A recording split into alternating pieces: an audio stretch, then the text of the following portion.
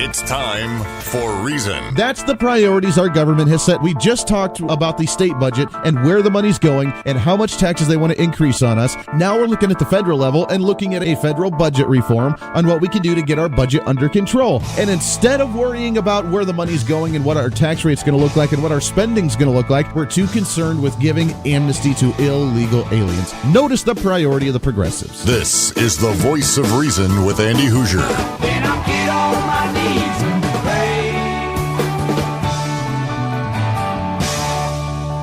We don't get fooled again. Don't get fooled again. Oh yeah. Welcome into the Voice of Reason. Can you believe it? You finally made it. It's the day you've looked forward to all week long.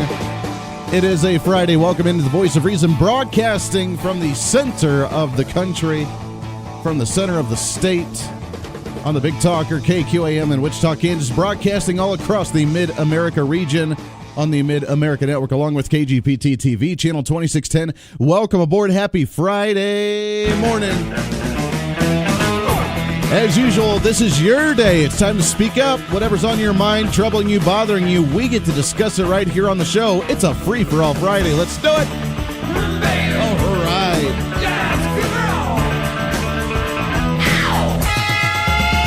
316-721-8255, 316-721-TALK. If you want to join into the program, I want to hear from you today. It's open lines.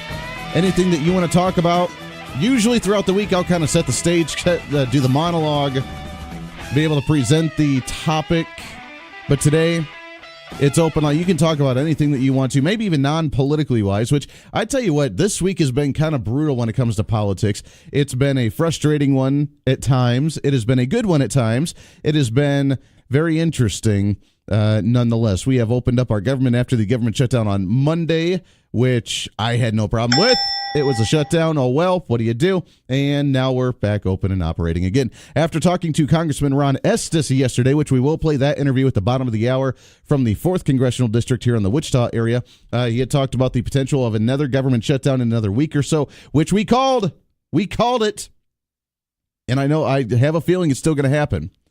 We had made the claim that the government's going to shut down again because they're trying to do a major reform on immigration. When it took us 3 months to do a tax cut, we're going to try and do immigration reform in 2 weeks, and actually only 1 week, because according to Congressman Ron Estes, that this entire week, they're not even in a voting session, which means they're going to go back next week to start voting and start working on things, and we're going to really do an entire immigration reform in an entire 1 week period. It's not going to happen. It's not going to happen. So we are going to see another government shutdown. Be prepared for that. And then we'll go from there.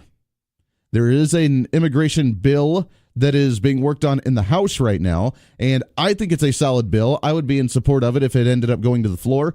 But the question is, will it make it through the Senate? No, it will not make it through the Senate. There are progressives there that are more hardline because they have an opportunity to do so. They have the obstructionist ability. They are not going to allow this to happen. They don't want the wall funded. They want they want amnesty for immigrants, illegal aliens, They do not want to worry about technology or beefing up the border security or any of that. So they don't want to. So they're going to create their own bill in the Senate. And then the few Republicans that join with the progressives, they're going to join together. Then we'll have to have a joint committee and then see where it takes us from there. All of that is not going to be done within a week and be able to be passed, signed by the president, and make the Democrats happy before they shut down another government shutdown. So be prepared for it. It's going to happen in the next few weeks, but what do you do? I'm okay with that. Oh, darn, the government's going to shut down again. It's a very scary thing, right? It's a very scary thing. 316-721-8255, 316-721-TALK. But we'll touch on that a little bit. We will touch on a few other statewide issues as well in the 7 o'clock hour. If you're on the western part of the state, we'll replay some of these interviews next week. But at 7 o'clock, we are going to have actually one of the independent candidates for the gubernatorial race for the state of Kansas, Mr. Greg Orman. He's going to be joining us in studio for about a half hour. And then in the 8 o'clock hour, State Representative Susan Humphries from the Wichita area, she will be joining and giving us an update from the legislative session 2018. So a big show, a lot of fun today, but until then, it's open lines to you on anything that you want to talk about. I did find a story to kind of shift topics a little bit and make it a little bit lighter and make you think a little bit this morning. One big focus that we have on this show that seems to be kind of an ongoing theme is the theme of personal responsibility and being able to take care of your children, being able to educate them, being able to protect them, also being able to engage them in a way that they know that you're not their best friend, but you're actually their parents. And that's something that we may have let slide a little bit in society today, don't you think? We have the ones that like to throw the temper tantrum as a child, and then throw the temper tantrum as a teenager, and then throw the temper tantrum as an adult because they are the one that never got told no as a child. When we see progressives, when we see the millennials that are in college right now that are using their therapy dogs and their adult coloring books to make themselves feel better because the election was lost and they don't like who's actually in office, or they don't like a decision that was made, or they think that somebody's a complete bigot because they may have traditional beliefs, or whatever the case is, and they throw their little temper tantrum, then it's very evident to me that their parents are a large factor of that. Look, you may try and rebel against your parents. I know I rebelled against my parents. You may try that, but at the end of the day, the morals, the values, the foundation that they instilled into you as a child, that's what takes you on to the rest of your life. That's what carries you throughout your days. That's why when you start growing up a little bit more, then you start not only understanding it more, but you start practicing it. And how do you do that? Sometimes you have to tell your children, no! Sometimes you just have to tell your kids, sorry, not going to happen. Sorry, no, you can't have that piece of chocolate at 6 a.m. Sorry, no, you can't have that bowl of ice cream before you eat dinner. Sorry, no, you're not allowed to have the adult beverage that daddy's drinking. You just have to tell them, no! And they don't like that. And when they really get bad, sometimes you have to take it to the next level.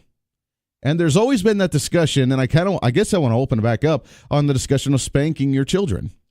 Because so many parents today do not believe in any way, shape, or form of spanking their children. And there's a new story that came out from AWM, AmericanWebMedia.com, and how some school districts in Texas are beginning to bring back the paddle for disobedient children.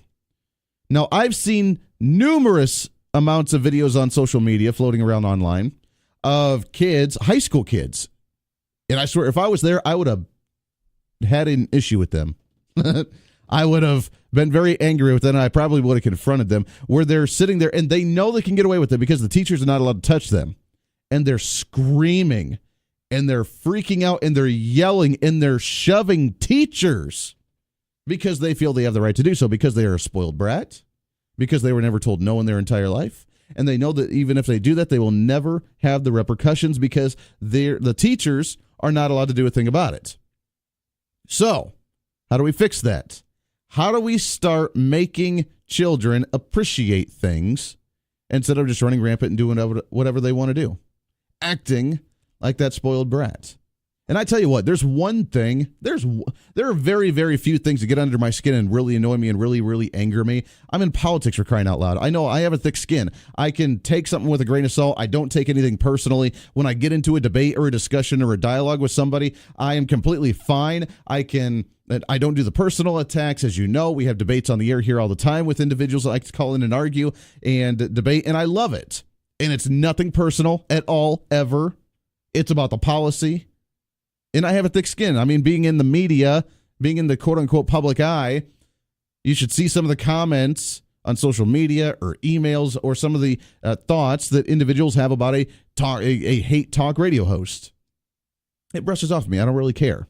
But there's a few things that really get under my skin, that burn me up more so than anything else in the world. And one of them are bratty, spoiled kids. And it drives me nuts.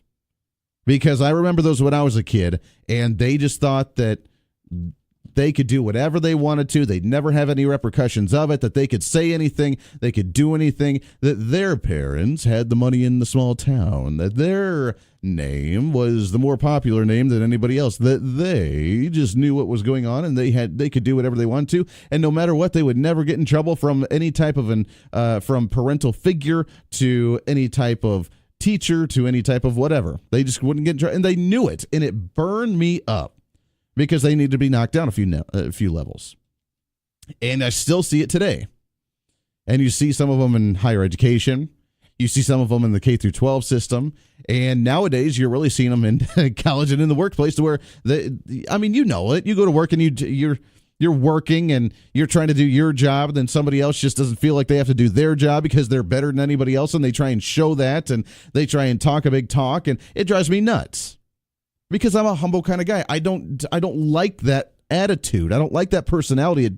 It burns me up beyond belief. So, is one way to begin to fight that, to change it a little bit, bringing back the corporal punishment within schools, to making sure that they don't have that type of attitude from a young age, so that way they can grow up properly. I want to hear from you on this. 316-721-8255, 316-721-TALK. I remember now, I was just past the point a little bit where the nuns would whack you with the ruler or whatever on your knuckles when you were getting in trouble. I was past that stage. I didn't necessarily experience that, but I do remember the paddles in class. Now, I never saw anybody get used by it, but I do remember them there as kind of the scare tactic. And I'm sure that some other individuals that maybe were a little bit older maybe did experience some of that. Experience the harsher tone from the teachers, or the harsher tone from maybe the Catholic school and the nuns that would not tolerate anything except complete obedience. And that's honestly almost what we need, in my opinion.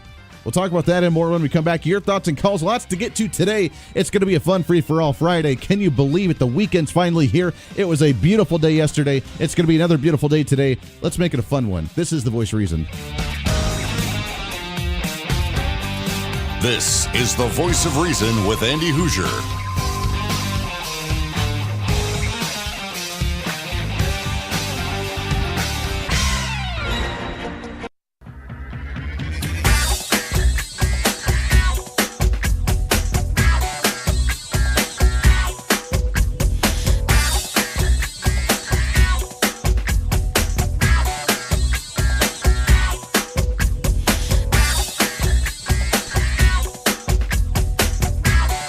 Back into the Voice of Reason. Good Friday morning to you. What a day it is. It's going to be a great one. Make it happen, baby. Let's carpe diem. Let's enjoy it. Let's get some energy and excitement to start off your brand new day. 316-721-8255. By the way, before we get back into the paddling thing at schools and the spanking issue, which I do want to get your thoughts on, I made something last night. I've been working on this a little bit, and I wanted to go two ways with this. I wasn't sure how to do it. So I released it to you early, and that way you can begin the process, and then we'll reconvene with it a little bit later, as well as we're going through the gubernatorial race for 2018 in the state of Kansas, and we have all the candidates because we have a large number of candidates. One of them I didn't even know announced. I didn't hear the announcement, so now that it's on my radar, I can actually reach out to them. But I've had a few individuals reach out and say, do you have a kind of a grade scorecard for the Republican candidates for governor? That way we know exactly what their platform is. We know exactly what they stand for. And I wanted to go two ways with this. Either I could give you a blank one in order for you to fill out yourself. And I do want to make it because I want to make a scorecard. I want to make it on all the issues. And that way we know exactly what issues to focus on. We also know what issues that we could pay attention to in order to make a proper judgment for us for every individual for the primary. And I wanted to go two ways with that. Either I can make it a blank one, so that way you can make your own judgment. You can write down your notes, write down the quotes or comments that they make, and then you could judge yourself. Or I could provide you the stance of where everybody stands, and then you can make your decision from there. But I didn't want to really put words in their mouth either. So I've been thinking about this for a while, and I realized, hey, you know what? Let's just do it both ways. So the very first one, the gubernatorial Republican candidate scorecard version 1.0 is officially up on social media. I made this up yesterday, but it's good 8 pages or so. And it is each page for each individual issue. And that way you can look at it and say, okay, where do they stand on taxes and budget? And it's got all of the Republican candidates. Now, I did not include, and I apologize, but I did not include the high school students onto this. I did not include them. If you would like me to do so, I am more than welcome to do so. But it's got all the other major candidates: Chris Kobach, Jeff Collier, Ken Seltzer, Mark Hutton, Wayne Cartman, Ed O'Malley, Jim Barnett, and then the one I wasn't even aware of, but Patrick Kucera, that apparently had recently announced. So all of these candidates are on, and each page is a different issue. between taxes and budget, Medicaid expansion, immigration issues, education and agricultural, Kansas industry growth, the Second Amendment, abortion, and government transparency. And then on the back of it, I have the overall scorecard. So once you fill in, you can rate it A, B, C, or D. You can fill it in as a 1 through 10 grade scale. And then on the back, once you look at all the issues, what's important to you, then you can do an overall grade for them. And that may help you when you go into the primary race this fall. Now, obviously, we have some time to do this. The first debate's going to be at the Republican convention next month, and we will be able to begin to fill this out then as they're on the campaign trail. And if you go to different public events with them, or you get the chance to ask them questions somewhere if they're traveling around, you can ask them, and then you have plenty of opportunity to be able to fill in your notes and your quotes, whatever you want to do in here, whether it's nice little, jotting down different notes or whether it's actual quotes that they said. Whatever you want to do, it is open to you, and that way you can fill it out however you want. Now, here's the thing. I'm going to do the same thing. I have my page, obviously right here if you're watching the Facebook Live or you're watching KGPT TV. I have my form with all the exact same thing that you have, the blank one that I'm going to start filling out. And whether we get to ask them questions during a debate, whether we get to bring them on the show again and start talking a little bit deeper about their issues, no matter what, how we get to do this, I'm going to begin to fill this out. And then right before, about a month or so before the primary race, I will release mine on how I've graded them to my personal liking. And I'm not going to grade them as in good, bad, or indifferent. Just this is what they've said. This is what they've done. And then you can take with it as you will. And by that chance, and I really want everybody to get a copy of this, either here in the Wichita area or on the western part of the state. I really want everybody to get a copy of this so that way you can make the proper judgment. And I don't want to put words in your mouth. If you want a little bit more moderate Republican candidate, then you have the opportunity to do so. If you want a little bit more conservative style candidate, you have the opportunity to do so. But this is for all of the Republican primary gubernatorial candidates.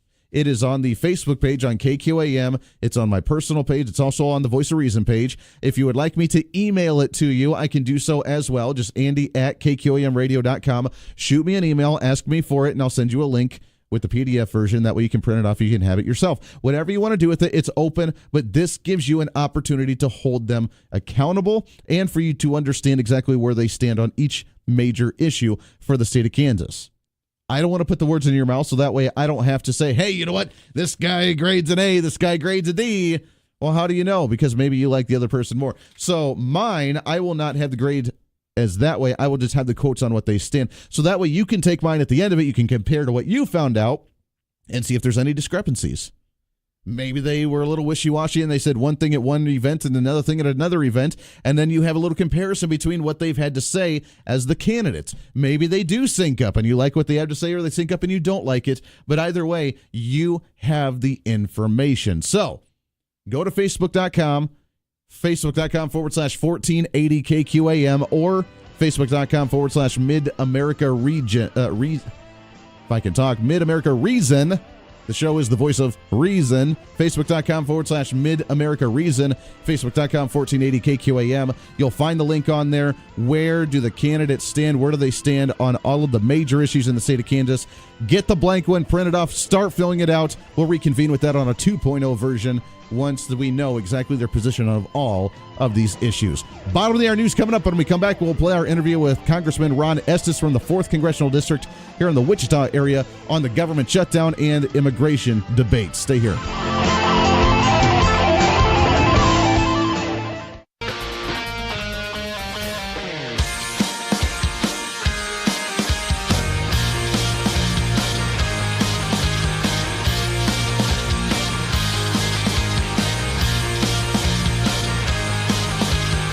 It's time for Reason. We just increased education funding last year, $400 million over the next 2 years. That's not enough. They wanted $1 billion. So what do? They compensate by now coming out with a new lawsuit or continuing the lawsuit, asking for an additional $600 million. The Voice of Reason with Andy Hoosier. Welcome back into the Voice of Reason. Good Friday morning to you. Lots to get to today. It is a free-for-all Friday, which means it's whatever's on your mind. The show's up to you today. You're holding it. I'm wiping my hands of it today. Nah, we have fun with it. I want to hear from you, though. 316-721-8255, 316-721-TALK. I do want to play an interview that we had yesterday from the 4th Congressional District, Congressman Ron Estes, as he joined us and talked about the government shutdown, talked about kind of what it impacted, and the new immigration reform bill that's going to potentially come out of the House. It sounds like a great bill. It sounds like just about exactly what we've been asking for and wanting. Will it go through the Senate? No, because they don't like it. But nonetheless, we'll do what we can to try and make that happen. So this was Congressman Ron Estes yesterday talking about the details of the House immigration reform bill. From the 4th Congressional District, Congressman Ron Estes on the line with us. Congressman, how are you, my friend? I'm doing great. How are you doing, Andy? Oh, we're doing fantastic. It is a beautiful morning here in Wichita, and we are intrigued by the fun shenanigans happening up in Washington, D.C. How's it been for the first government shutdown up there? You know, it was truly an experience in seeing some reasonable dysfunctionality. You know, when you talk about dysfunctionality in government, we proposed. I mean, the House Republicans passed through the House a good continuing resolution. Now, I'm not a fan of continuing resolutions. We need to do a full year's appropriation, but sure. What we're trying to get through was have enough time to adjust the budget caps, particularly to help our military. We need to get more training dollars and more money for spare parts so we can get all of our military equipment operating. And so we were going through negotiations. We thought we were moving in a good direction. So basically, we said let's do a 4-week continuing resolution till February 16th, which had no poison pills in it at all. It was all things that Democrats said they supported, whether it was funding at the current levels, funding CHIP, the Children's Health Program, for 6 years, and also extending some of the moratorium on some of the Obamacare taxes that Democrats had put in place before. And so there wasn't anything to fight against, but they basically decided to oppose something they didn't really oppose. And what we saw was the hashtag shutdown. And, sure. They got into the mess, and I think they got to the point where they couldn't figure out how to get out of it without getting upset or losing face. And so that's why I just got into a 3-day shutdown, which was silly. Well, we're into the position now that we've done the big tax cuts before the end of the year, which was fantastic, and now we're seeing the boom from that. The next step that we all looked forward to was doing the budget reform, and as you said, breaking it back down to appropriations bills as opposed to the big lump sum bill, which we need to start doing again. We can start looking at where we can start saving money, where we can start cutting. And that's the next big thing. What was unfortunate about all of this is that all of a sudden we start talking about the shutdown, not because of a budgetary issue and them saying, we don't like you cutting money, which I know they're going to do eventually, but it was because of, hey, you need to include amnesty for DACA recipients into this budgetary bill or we're going to shut down the government. I just don't understand how they were to link point A to point B here and say, we're going to halt a budgetary bill for extending it for another month or 4 weeks because you didn't include DACA amnesty. Where did that come from? Yeah, you hit the nail right on the head. There wasn't a leak. It was just political posturing. They knew that it was good common sense approach, and they didn't want to have Republicans certainly didn't want under President Trump's presidency to have common sense successful things happening without a lot of turmoil. And so basically they brought in the so-called DACA fix as an issue to address, and made it an artificial deadline that had to be done right now when in reality there's no pressure at all until March, and that's even a soft deadline there. I mean, look, I want immigration reform, and I think we've got a good compromise bill that we're starting to work through on the House on immigration reform, but we needed to keep the government funding. We shouldn't do these silly things like we had National Guards folks that traveled on their own expense to their guard units on Friday night, and then at 11 p.m. we're told to go home. And some of them travel great distances, and in fact, some of them that are from out of state that are based with in-state units had to fly. I mean, they had to fly on their own cost, and so it's just a shame we put the American people through that. Sure. Well, first off, we do want to thank you, and I know it's a small gesture. I know it's a small thing, but it still goes a long way between you and Congressman Kevin Yoder and Congresswoman Lynn Jenkins and everybody that I did see the letter saying that you were going to halt your pay for the time during the government shutdown. So we appreciate that. It's the small gesture, but it does go a long way. Now that the government is open, we saw the Democrats where, as you mentioned, I mean, it was the political posturing. They were kind of stuck in that bad place. They came out of this one damaged. I mean, one thing that the Republicans had not been able to do for a really long time during a shutdown is brand it as the fault of the Democrats, which it was, but actually make people believe that with the hashtag Schumer shutdown. They came out of it with absolutely nothing. Do they feel empowered to try this again if we go into 2 weeks later and we don't have an immigration resolution yet, or do you think they're going to try something again? Well, here's the sad part is I'm fearful they're going to try it again because we had 4 weeks, which would allow us. I mean, we're not in voting session this week, so we'll be back next week. So going to February 16, which was what's our original date, would have given us 3 weeks back to actually work on coming to an agreement. Now they wanted to put their stamp on it. They wanted to make it even better, so they said let's use the February 8th date.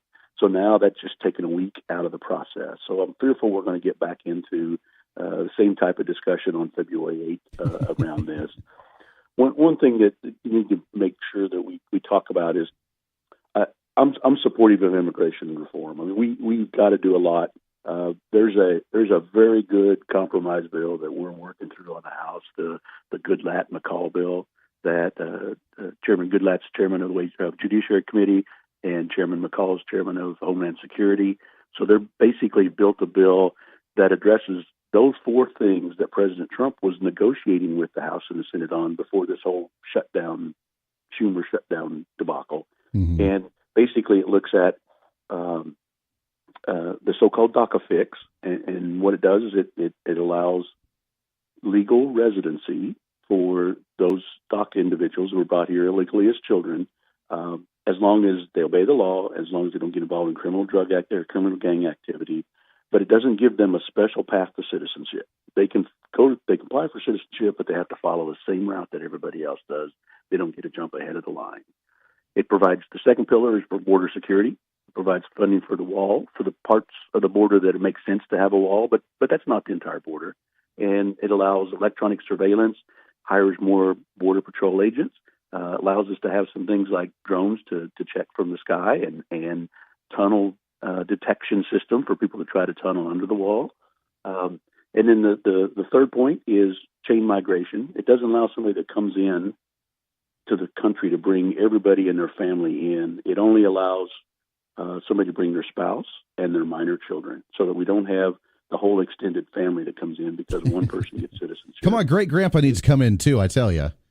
Yeah, well, and they can go through the process, and they're very welcome. We're a country of immigrants, and people ought to be able to come through that process, but they don't get a guaranteed free ride because one person did. Mm-hmm. And then the fourth thing is this visa lottery program, this free ride that some people from some countries get just because they wanted to have a quota from different countries. And the one that's been, 2 of the last 3 terrorist attacks have been for people that come in on this visa lottery. So once they end that program. So I think that's a good common sense compromise of how do we address what's fair and reasonable, but also puts in place that people don't get to jump the line just because they were their parents may have broken the law to get them in here. Sure. And that sounds really good. I mean, overall, it sounds pretty decently. We got about 2.5 minutes left. So I want to focus on that part real quick with the DACA part, because I know that's been kind of the focal attention and the talking point as of lately. So this would give them really like a green card, a legal status of saying you can be here for now, but you're not a citizen. We're not going to give you amnesty, but it gives you an opportunity to stay here while you're going through the process.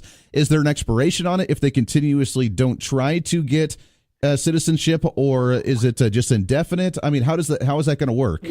What it would be is it would be what we've proposed is it would be a 3-year, but basically automatically renewable as long as they're maintaining good status as residents of the United States.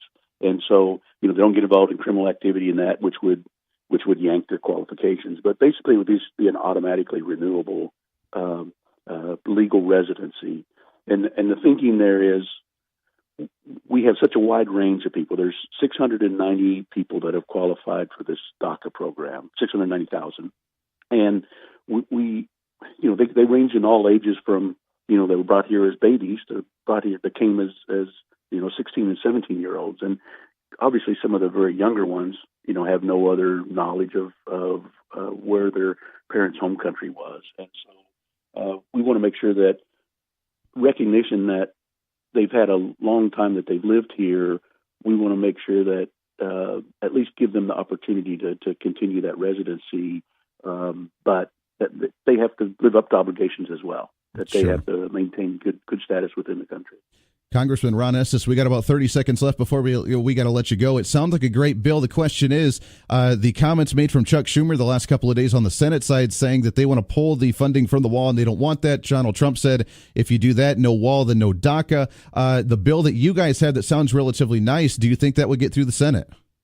I don't know. Unfortunately, I think there's several people in the Senate that want to have their name on a bill. And so there's, they paired up Republicans and Democrats and have several bills that are floating through. And I don't know any of those that'll pass. I think we need to just get through some common sense approach and not go to this a guaranteed citizenship for people just because their parents illegally brought them in here. Exactly. Well, maybe we'll look at the same kind of situation we did with the tax cut where we had to have the two bills and then come to the joint committee and work it out. Congressman, it's always an honor to talk to you, my friend. Keep up the fight, and we'll look forward to chatting with you again here real soon. All right. Great. Thank you, Andy. There it is. That was Congressman Ron Estes from the 4th Congressional District here in the Wichita area, talking about the government shutdown and the immigration reform bill that's working in the House. It sounds pretty good, doesn't it? It sounds pretty decent. As conservatives, where we want the rule of law to be followed, as conservatives, where we want immigration law to be followed, this sounds like a pretty decent bill. It's not the, we're going to kick them out kind of thing, but it's, hey, you know what? You're not going to get to vote. You're going to be a legal resident. Then you can do what you will with that, whether you want to leave, whether you want to stay here, whether you work on your naturalization. It's up to you. Sounds like a pretty solid bill and a good compromise. How the Democrats will respond, well, we already know that. One more break, wrapping up hour number 1. This is The Voice of Reason. The Voice of Reason with Andy Hoosier.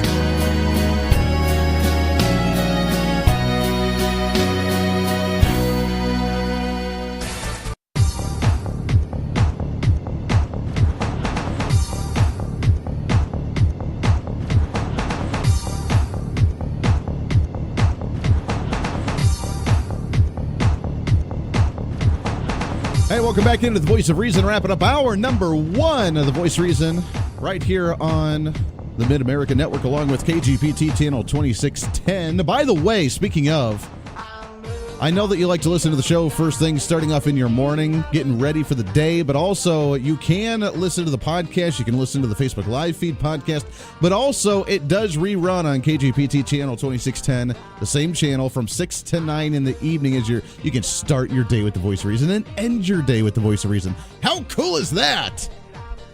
316-721-8255. This portion of The Voice of Reason, as it always is on a Friday, it's not just a Friday. It's not just a free-for-all Friday, but it's also a fried chicken Friday. The Inman Harvest Cafe, 112 South Main Street in downtown Inman. It's their fried chicken Friday with the great chicken, the homemade, fresh, nice little breading. They got their buffet from 11 to 1 today for lunch. They got their big buffet from 5 to 8 o'clock tonight. It is the coolest day of the entire week, and Katie's back on the line with us for this morning. Katie, good morning. Good morning, Andy. Happy Fried Chicken Friday. Oh, happy Fried Chicken Friday. You guys have way too much fun at 6 o'clock in the morning. Yeah, it is actually ridiculous the amount of fun we have in here. The amount of fun shenanigans you guys do at 6 a.m. Now you're getting ready for the day. As you mentioned, you have it's the big day of the week that everybody gets excited about. It is the homemade, beautiful cooking. It's not the frozen stuff. It's not the microwave stuff. It is the homemade, fresh, made with love goodies that you can't get anywhere else. What do you got on the lineup for us today? Today, besides the fried chicken and the homemade mashed potatoes and all the vegetables and all the gravies and everything, we're going to have chicken enchiladas, which I'm really excited about because that was actually, it was actually the first thing I ever made for this restaurant when we took over, and that was 10 years ago this week. So fantastic. it's kind of a quasi-celebration atmosphere in here this week while we celebrate our 10th anniversary. Yes. We're gonna have an actual party sometime in February. Okay. But January kind of came around super fast this year, and even though it's like the first month, it's like, oh, it's January. Yeah. So anyway. Yeah, and it's almost done already. Can you believe it? It's almost over, yeah. So we're gonna.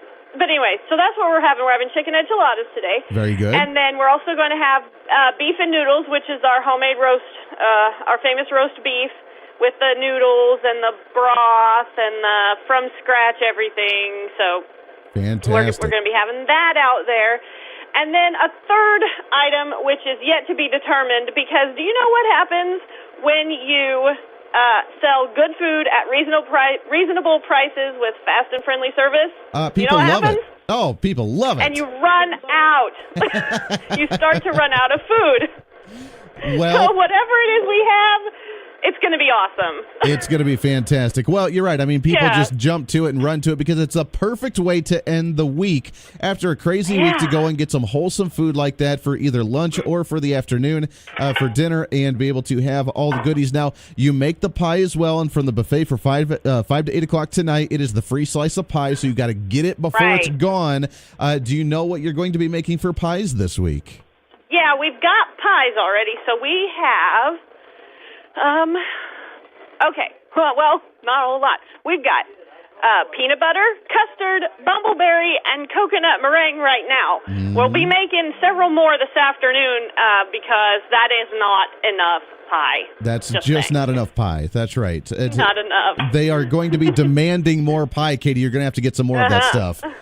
That is very true. Will. I love it. It's the Inman Harvest Cafe, 112 South Main Street in downtown Inman, just north of Hutchinson. No matter where you may be across the entire state or beyond, you mentioned this before, but how far people travel just to come and experience your guys' fantastic food? Well, the farthest that anybody has ever told us that they came specifically just to eat here was Colorado Springs. Yes. But yesterday we had somebody from Denver. So I guess the Colorado people like us pretty well. Very good. Hey, you know what? Well, that's a good way to make it happen. I love it. It's the Inman Harvest Cafe. You're not going to want to miss it. The big buffet from 11 to 1 today for lunch. The big one from 5 to 8 o'clock tonight with the free slice of pie. Make sure to get it. Katie, we look forward to chatting with you here in a couple hours. All right, thanks. We'll talk to you later. Perfect. Appreciate that right there. As always, on a Friday, your Fried Chicken Friday, your Free-for-All Friday, brought to you by the Inman Harvest Cafe, 112 South Main Street in downtown Inman. Give them a call, 620-585-6925, 620-585-6925, or visit them online at inmanharvestcafe.com. Lots to get to. When we come back, hour number 2 is special guest. Going to be joining us in studio for about a half hour, 45 minutes or so, depending on how long they can stick around. Greg Orman, independent candidate for the governor's race, going to be joining us in studio talking about the race, the platform, running as an independent. It's going to be a great conversation. Really looking forward to that one. As always, this is your show. It's time to speak up, speak out, speak loud, speak proud, speak the truth, and always speak some reason. This is The Voice of Reason. Stay here for hour number 2.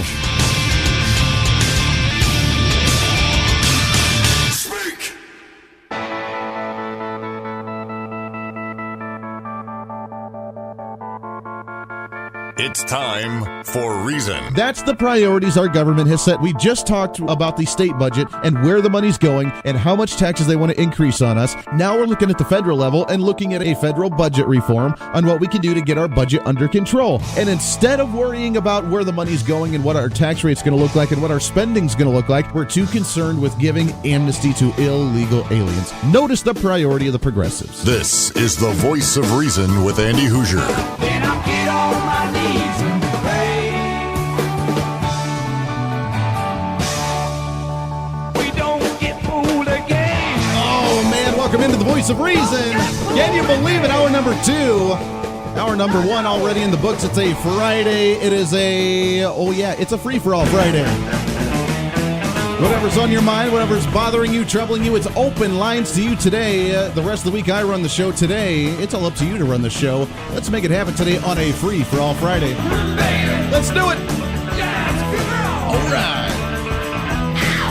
721-8255, 721-TALK. If you want to join into the program, you're more than welcome to do so. Coming up in hour number 3, we also have State Representative Susan Humphries going to be joining us, giving us an update from the legislative session 2018 and all the shenanigans and malarkey, as Joe Biden would put it, happening up in Topeka. But I'm really excited. I want to get right to our next guest here as we're talking about the gubernatorial race 2018, and he is the independent candidate for the governor's race, Mr. Greg Orman in studio. Good morning, sir. Good morning. Glad to be here. I appreciate you coming in. It's a great time. I appreciate you swinging in with your busy schedule because you've been busy all over the campaign trail. Yeah, we have. We started an exploratory committee in the first week in December, and it's been pretty much nonstop since then. So we're happy to be here today. How does it feel? And we're going to get to this in a second, but it is a heated race already on the Republican side. I mean, we already have, 6, 7, 8, 10 Republicans, including some high school students. We have, for the first time in, 2 decades, we have a heated race on the Democrat side for the primary. How does it feel to be kind of on the outside of all of that and running as your own independent candidate? Well, being an independent candidate in some senses is actually really good because I'm going to be on the general election ballot in November. We've got to gather signatures to do that, but I get to go out and talk to voters, talk to my fellow Kansans, find out what they're concerned about and share with them our vision for Kansas. And so, sure. We get to avoid all that sort of primary hoopla and just focus really on what we want to do and how we want to improve the state of Kansas. Just get to do your own thing. That's right. That's right. How does it feel so far? How's the campaign going? I know that we saw some of the budget reports with the campaigns, and you've brought in some really good donations. You're feeling pretty strong about that. Yeah, we feel good about the support we've received. We were number 2, I think, in terms of overall fundraising, and number 3 in terms of fundraising from Kansans. And so we're really sort of gratified by the support we've got. And we did that in a 26-day period. And a lot of the other candidates have been at this for months. So we were really gratified by the support we've gotten so far. Sure. Very good. We'll talk about your platform. As an independent,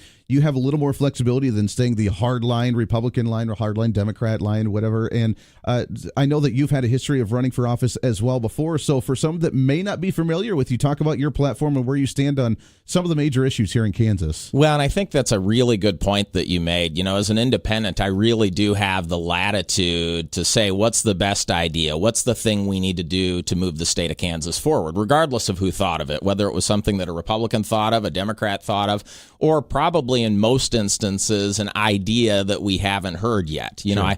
I like to say that, right now I think the major parties are pulling their answers from outdated playbooks.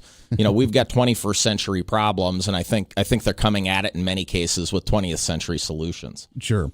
Let's get into some of those. Let's talk first off. I mean, one of the biggest issues that's happened here in the state of Kansas over the last few years was the budget shortfall that we've had. We had about a $1.2 billion budget deficit last year, ended up raising one of the largest tax increases in state history to compensate for that. Where do we go from here? Do we continue to look at tax rates? Do we try and start consolidating our spending? Are we on the good track now? I mean, where's your take on the economy for the state? Well, all of this stems obviously from Governor Brownback's tax experiment that he said was going to be a shot of adrenaline in the arm of the Kansas economy. And I think, obviously after a couple of years of that, it became clear that wasn't working. I think the real mistake there wasn't in trying to accelerate the Kansas economy. The real mistake was when it wasn't working, not changing course. I'm a private sector guy. I've spent my life as a serial entrepreneur, growing and building businesses, creating jobs and opportunities for people. And, in the private sector, we don't have the luxury of being able to ignore inconvenient facts. Companies that ignore inconvenient facts often go out of business. I've got a partner who says, I reserve the right to be smarter tomorrow than I am today. And I think that. I think that was the mistake, was when new information came in, not factoring that into the decision-making process. Sure, absolutely. After we've done all that, we still see the Supreme Court come down this year and say, hey, you know what? Our education funding's not quite up to par yet. It's still not suitable according to the Constitution. How do we fix that in your eyes? Do we look at a constitutional amendment? Do we abide by it and find out where we're going to get the funding? What's the next step here? Well, I think it would be very difficult to get a constitutional amendment done, and I'm not sure that's actually good policy. I think we clearly need to get away from this back and forth between the legislature and the Supreme Court. That's not good for anybody. What I think we're seeing here, again, is responses to this question that are out of two very outdated playbooks. On the Republican side, I think we've heard some people say we need private school vouchers. That's the way we solve this problem. I don't know how many private schools there are west of Wichita, but I think the number can be measured on one hand. And so I don't think that's an answer. On the Democratic side, we hear, we need to put hundreds of millions of dollars into the top of the funnel, and we may need to put more money into education. But we really should put targeted dollars in. What the Supreme Court said was there was a certain population of students who weren't getting an adequate education. Sure. Now, if that's the case, why don't we target dollars at those students? And if you look at that problem, the root cause of that problem tends to be pre-K education, and it tends to be what they call the summer learning deficit. High-income kids get more learning experiences over the summer than low-income kids. And so maybe we need to be looking at things like summer reading programs to help address that achievement gap and really lift up those kids that the Supreme Court seems to be so concerned about. Along with that, I've heard the issue of maybe just making it a year-round school system to where you have school really all year round, but you just have maybe 3 weeks of vacation sporadically throughout the year, so that way you can continue that education year-round without having that big chunk of, I forgot what I did last year. Well, there's no question that when you talk to teachers in many schools, they say that the first 4 to 6 weeks of any semester is spent on remedial education. Sure. Because we lose things. We don't retain things over the summer. It sort of reminds me of the story of the woman who was making the Easter ham, and she cut the ham in half and she put it in the oven, and her daughter said to her, "Mom, why do we do that?" And she said, "I don't know. I'll have to ask your grandmother, because she did it that way." And Grandma said, "I don't know. My mother did it that way." And they asked the great-grandmother, and she said, "Well, the reason we cut the ham in half is when I was a kid, our oven was so small it could only fit half a ham." And just so continued on the tradition. We just continued on the tradition. And so I think we do need to look for creative solutions across the board in terms of how we better prepare kids for the 21st century. The Kansas Can program that the State Board of Education is coming out with has actually gotten some relatively positive reviews from educators, relatively positive reviews from school board members. And I think, sort of sets the standard to say, if we're going to measure outcomes, let's look at outcomes a couple of years after kids leave high school. Sure. Because at the end of the day, we're trying to prepare our kids for the future. That's what it's all about. And if we want to prepare our kids for the future and we want to see how we're doing, maybe we need to measure future outcomes. And I think that's a really insightful look at what we need to be doing with education. Sure. Real quickly, before we move from the topic of education, let's look at higher education. I know that I saw the story last week saying that state universities are beginning to decrease in enrollment. They're not seeing as many kids go there, whether it's because of college readiness from K through 12 or whether it's because they're looking at other industries. And on the other flip of the coin, we're seeing a massive boom in something like trade schools to get people into trades and be able to get into the right careers. How do you view that issue? Do you see the opportunity for trade schools to do really well in Kansas? Absolutely. And, it's interesting. We tend to have this cultural construct where we value an academic education over a technical or vocational education. And the reality is that's not just an American phenomenon. That's a worldwide phenomenon. If you look at the 34 countries in the OECD, there's only one that culturally values a technical education as much as an academic education, sure. And that happens to be Germany. And is it any surprise that they've got a $100 billion trade surplus? Sure, that makes sense. It really does. I'm glad you mentioned that. Let's go into Medicaid expansion. It's been another issue. We're working on CanCare, the privatized Medicaid program in the state. Lieutenant Governor Jeff Collier crafted this one. They're looking at making it a 2.0 and making it a little bit streamlined or better. But there's a big push to expand Medicaid in the state. I went to the public forum just a few weeks ago for the delegation, and a lot of individuals are supporting that Medicaid expansion. What's your take on the whole situation? Well, I think we send a really bad message to the working poor in Kansas. We basically tell them, if you get sick and you need health care, quit your job. Because under the current system, unless you're earning less than 38% of the poverty line, which, if you think about that, that's less than $700 a month for a family of three, you don't qualify for CanCare today. And then you have to earn up to over 138% of the poverty line to actually be able to qualify for subsidies under the Affordable Care Act. So we've got this big middle ground of people who have no access to health care if they earn too much money. And I really want to build pathways back to work for people. I want to make sure we don't have a system that incents people not to work. And I think, frankly, not expanding Medicaid creates that pathway where people have an incentive if they get sick to quit their job. And that's what I'm concerned about. The other thing I would point out is if you go into rural Kansas, we have 82 critical access hospitals in Kansas. In many cases, they're the first line of healthcare delivery for people. And those hospitals are teetering financially. And so, to take some of those federal dollars that we've sent to Washington and bring them back into Kansas, I think will also shore up our critical access facilities. And I think that's important. Sure. Greg Orman, independent candidate for the governor's race 2018. Got just a couple minutes left with you here. We mentioned before that you are the independent candidate, not on one side or the other. It's been a huge talking point that I love discussing about on the radio is talking about the independents run or libertarians that are trying to run to the third party movement with people upset with the parties. And you've actually written a book on this, the Declaration of Independence, and how we can break the two-party stranglehold that you claim here with the two-party system.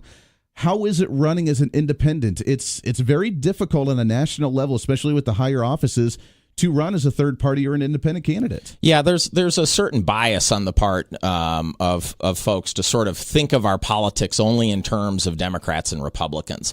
But I think the broader trend that we're seeing, and what we're seeing is a very powerful part of this whole movement, and it really connects the Tea Partiers to the Occupy Wall Street movement, is this belief that Washington is a rigged game that only benefits those people who can buy access to power. And you know what? They're right. They've done studies on this, and they've determined that after you control for the interests of special interests in the economic elite, the interests of the average American have a statistically significant near zero impact on public policy. And that's what people are reacting to. And what I like to tell people is rigged politics leads to rigged policies. And so ultimately, I think people are right now, they're not terribly happy with either party. We're seeing that in the numbers. 49% of Republicans, 52% of Democrats say that they believe we need a third party. We now have an unprecedented number of Americans who self-identify as politically independent. In fact, it's the largest unrecognized voting bloc in America, and larger than Democrats, larger than Republicans by far, generally in the low 40s and 40% of Americans. And so I think people are looking for something different. They're sick and tired of having to, in their mind, choose between two bad options, vote for the lesser of two evils. Do you think that that affects when we see low voter turnout during big elections? I mean, Hillary Clinton and Donald Trump was a crazy partisan election that everybody wanted to show up towards, but still voter turnout overall in the United States is really low compared to other countries. I think it is a direct result of that. People don't want to feel like they have to choose between the shingles and the flu. I mean, it's not, that's a bad choice for people. And so in many cases, the way they answer that choice is by staying home and not voting. Sure. Greg Orman, independent candidate for the governor's race. Good luck to you, my friend. I know it's been a crazy campaign trail so far. We'd really love to get you back on the show again as the race gets closer. Yeah, happy to be here. Thank you for having me. Hey, good luck to you. All right, we'll take a break. We'll open up lines to you when we come back. This is The Voice of Reason right here on KQAM. Stay here. The Voice of Reason with Andy Hoosier on the Big Talker, KQAM.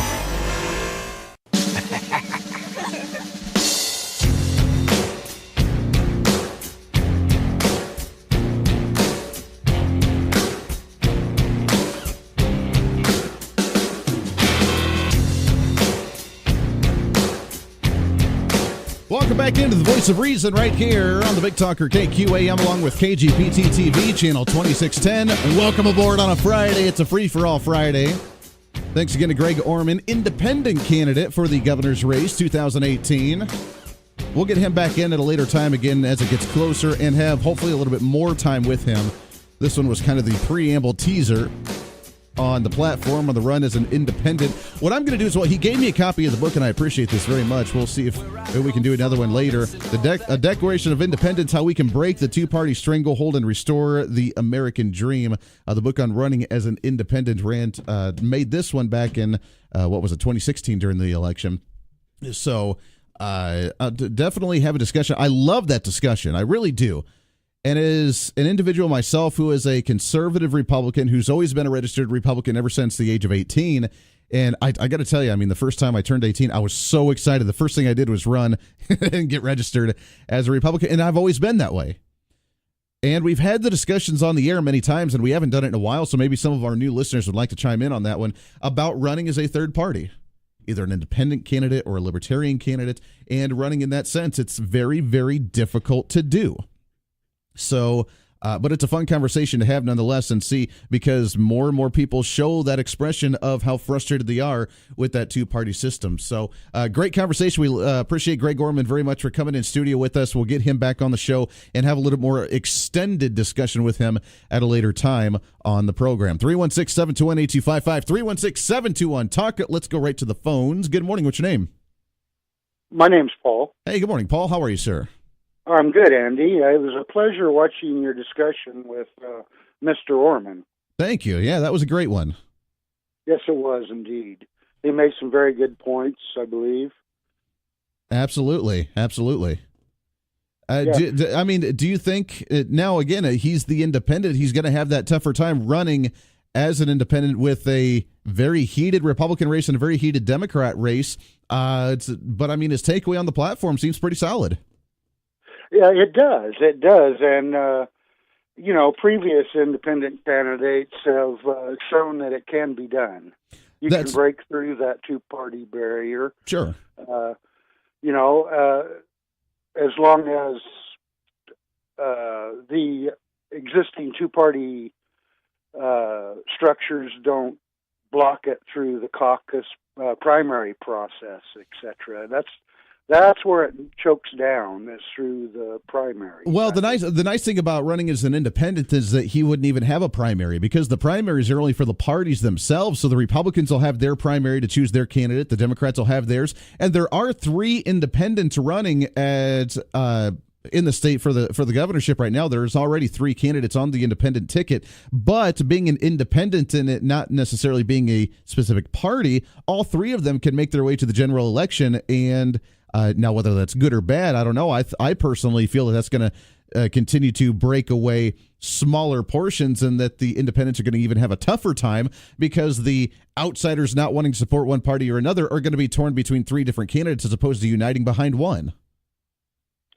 Yeah, but I do not disagree with your statement, but I can't help but believe possibly that too many choices are better than too few. Well, that is very true as well. That is very true. Paul, I appreciate it, my friend. Happy Friday to you. Have a great weekend. You're right. I mean, the more candidates, the better. So that way we don't have to, a lot of individuals like say, you know what, I don't want to compromise on any of my views, and I want to support the person that believes the best way that I do. And I totally support that. That does, however, help separate and break down the numbers a little bit in the support. So therefore it's more difficult to win over a larger crowd of individuals. But that's the beauty of the system, isn't it? Bottom of the hour news coming up. Open lines to you when we come back. This is The Voice of Reason.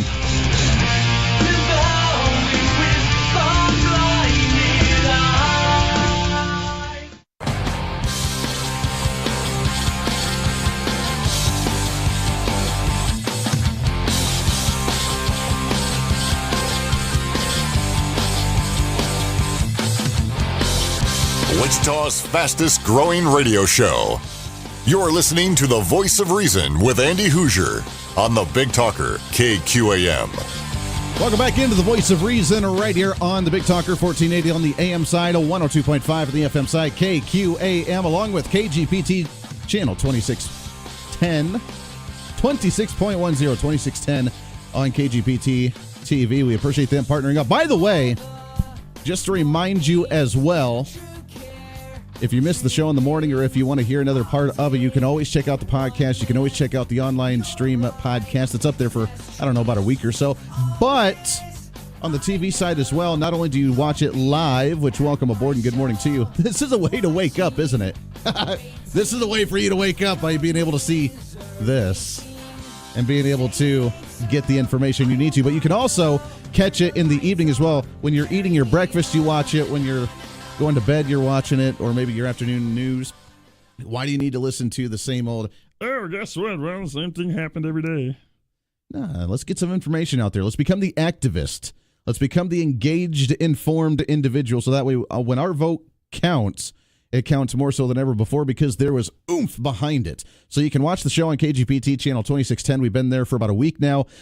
In the mornings live from 6 to 9 a.m. But also the replay of the show is every evening on the same channel, 2610, in the evening from 6 to 9 at night. So when you're wrapping up your day, you can also turn it on, flip it on that way, and watch it that way as well. We're everywhere. You cannot escape. It's a fantastic way. 316-721-8255, 316-721-TALK. It's open lines to you. Coming up in hour number 3 at 8 o'clock.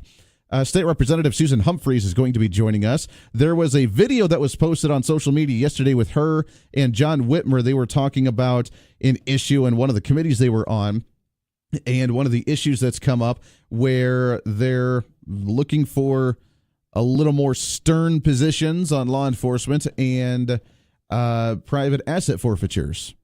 So she's going to come on and talk to us a little bit about what they've heard in the committee and what they're working on that front. So that'll be an interesting conversation, along with just a recap of this week on what's happened in the legislative session. So we'll get to that in just a minute. I don't want to bog you down on a Friday with too many crazy state politics. It's been a heavy week. It's been a hard week to some degree. And you know what? We need to take a breath from it for just a minute. I do want to ask you, though, what was it? A couple of days ago, we brought in Scott Stiles from over on the sports station over yonder for a minute, and he gave an update about the NFL and the Super Bowl, which, as you know, the Super Bowl is happening, in a week or so. And they are talking about, they had mentioned how they're not going to be having the veterans organization that's bought advertising with them before. They're not allowing the veterans organization to put on an ad saying hashtag please stand, with the flag waving and the veteran and saying hashtag please stand, for standing for the national anthem, standing for the American flag, and how they're not going to allow that to happen. And I was this close. I was literally this close to saying, you know what? I haven't watched a single NFL game all year, but I might watch the Super Bowl because the commercials are very entertaining. And that's the best point. Really, that's the best part of watching the entire Super Bowl, was watching for the commercials. But after hearing that they are not going to allow a veterans organization pay full price, it's the regular advertising, they had the money all ready to go. They're not going to, it's not like it was a shenanigans of, they didn't pay their bill or they weren't going to be able to pay their bill. They were hoping to pay their bill or whatever the case is. No, it was the fact that they wanted an advertisement that just said hashtag please stand, with an American flag and a veteran on there. And the fact that the NFL will not allow that to happen, I will not watch the Super Bowl. I will go online the day afterwards if I want to, and I will watch the entertaining commercials, because there are those websites all over the place where you can watch the NFL commercials and how entertaining they were. That's what I will do if I choose to do so, because I will not watch the NFL. I will not watch the Super Bowl now. I was this close to. I was almost going to break that, because I am, so for those of you that don't know, because I don't talk sports very much, I am a bit of a Patriots fan. I've always been a Patriots fan. Even as a kid, I've enjoyed the Patriots. I was a Patriots fan back during the Drew Bledsoe time. Don't give me a hard time about, you're just a bandwagon fan and a Tom Brady, whatever. No, I liked them when Drew Bledsoe was on and they were terrible. I've always just kind of liked the Patriots. It was a patriotic team, so I liked it, and I just kind of stuck with me.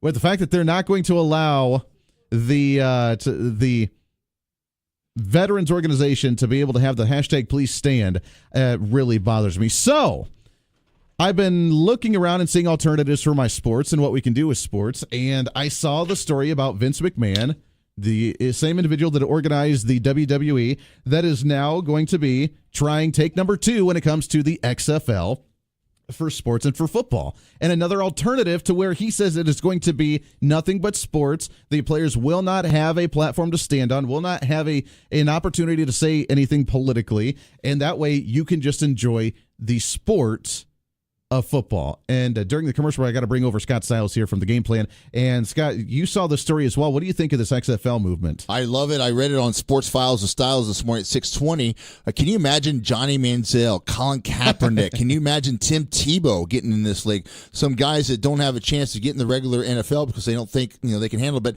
Colin Kaepernick won't go because he won't have a platform to actually that's why I wanted to go. If you stand, you're fired. Yeah. I'd love to see that. That'd make me so happy. Hauling his ass right out of the game in his uniform would be great. Like the old Gone Show, bring the hook out. That's right. Bring him out. But here's the thing that I think you'll have to soften on. we all been 18, 19, 20 years old. We've made mistakes. Vince McMahon said yesterday in his statement that if you have a DUI or anything, you will not be able to play in this league. No charges. You're not allowed to have any. Sure. Well, you got to soften that a little bit because we've all made some stupid mistakes. I think now if you have a felony assault charges or something like that, the other thing that I like about this is family oriented. There will be no cheerleaders dressed in real skimpy uniforms or anything like that. He wants it to be fan friendly. From what I've heard, that was the failure from the last one. Is he focused too much on the entertainment around the sport than the sport itself? Yeah, and so I think it's going to be done. The only thing I wish he would change, Andy, is right after he wants to start this in 2020, right after the Super Bowl.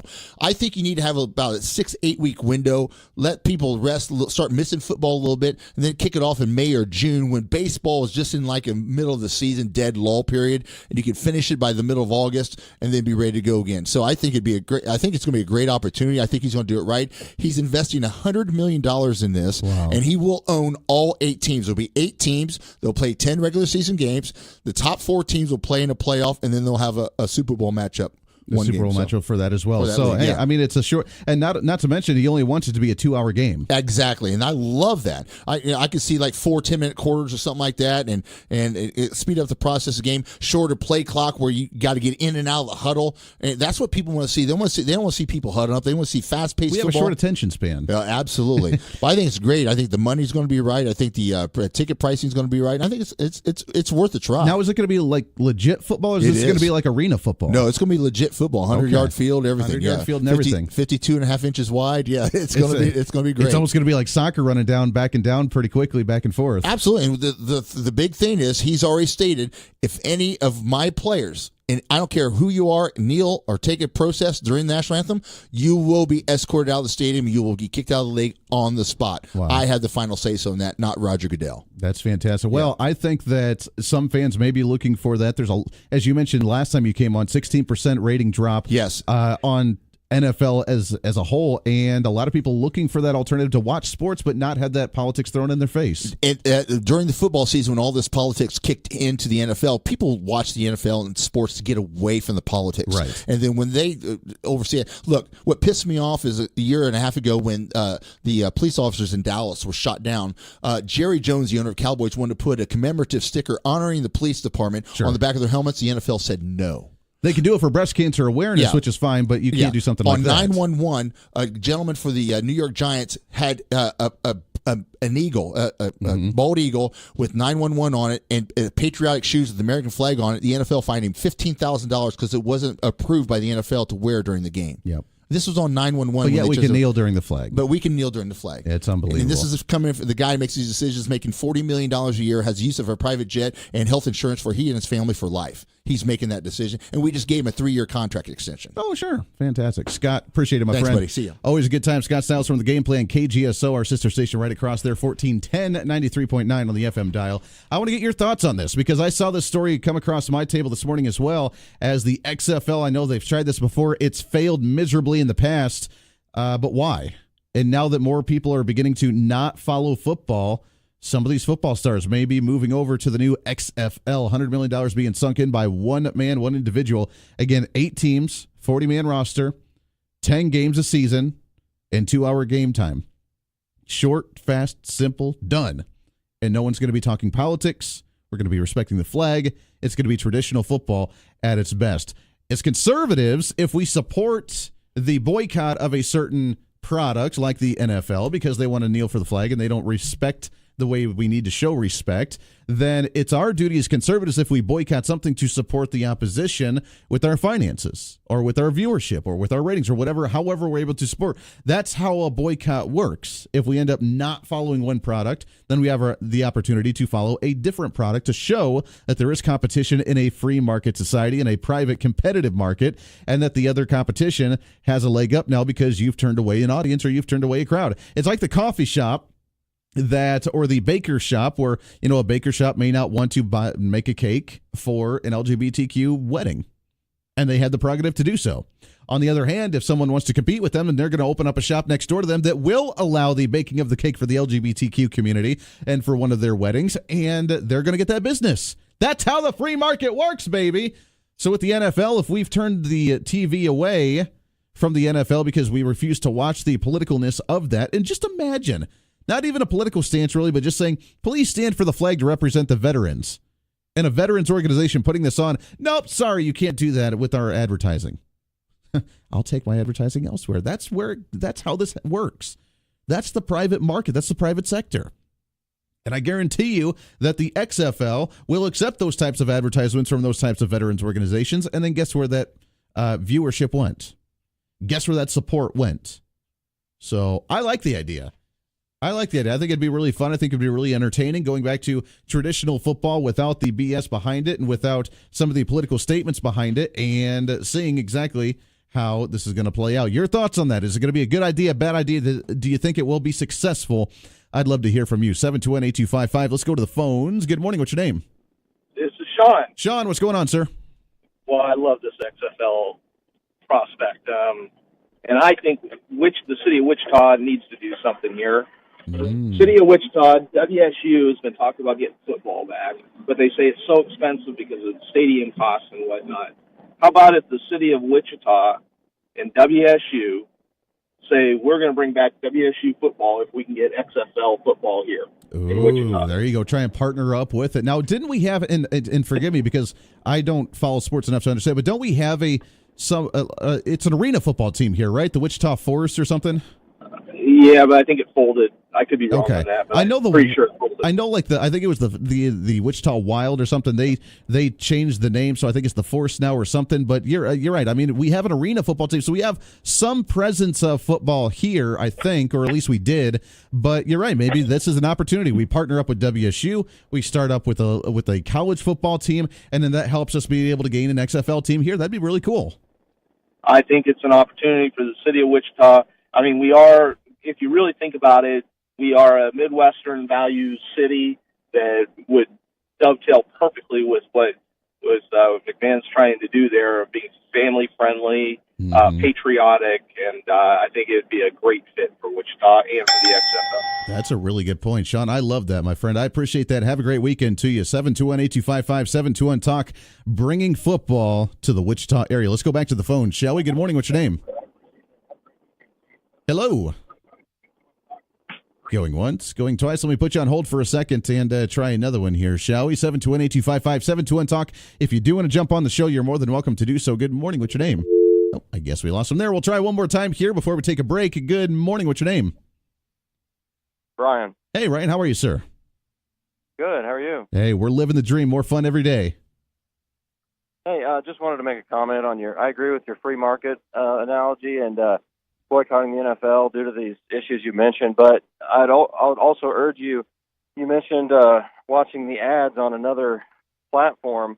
Well, those ads, are supporting the NFL, so you might want to think again about, going and watching those ads elsewhere. Well, that's a good point, and the whole reason that individuals advertise is to gain the business from the individuals that are viewing it and watching it, and if they support that, and if they've knowingly wanted to support it, then you're right. I mean, then maybe we shouldn't watch them at all in that sense. I know that they're always one of the most expensive TV ads in the country during that time of the Super Bowl, and everybody loves them. But you're right. If they're going to continue to support something that we don't support like that, then what's the point of viewing it as well? So that's a really good point.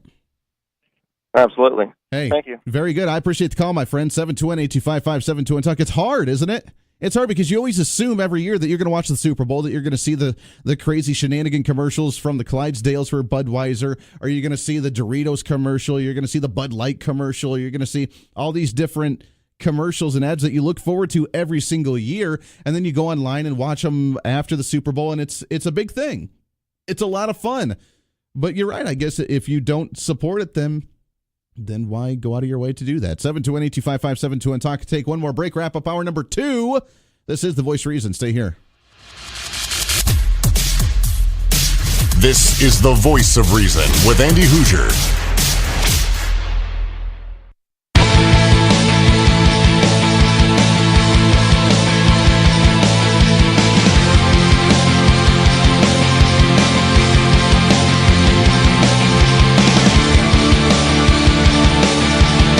Welcome back into The Voice of Reason, wrapping up hour number 2. Can you believe it? The show is almost done. One more hour left to go. By the way, if you are in the Wichita area, or the Derby area, let me rephrase that. If you're in the Derby area, Sedgwick County Commissioner Jim Howell, as he does every once in a while, doing his coffee at Riverside Cafe this morning until 9 a.m. If you want to swing by the Riverside Cafe in Derby, you can sit down with him. He'll get you a cup of coffee, chat about some of the issues that are concerning you with the county.